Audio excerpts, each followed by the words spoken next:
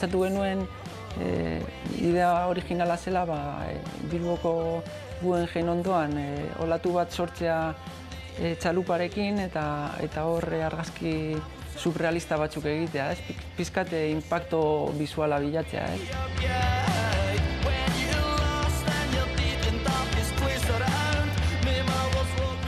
Jendeak hori esaten dizudan, inpakto bizuala da surrealista, pozik horrekin ere.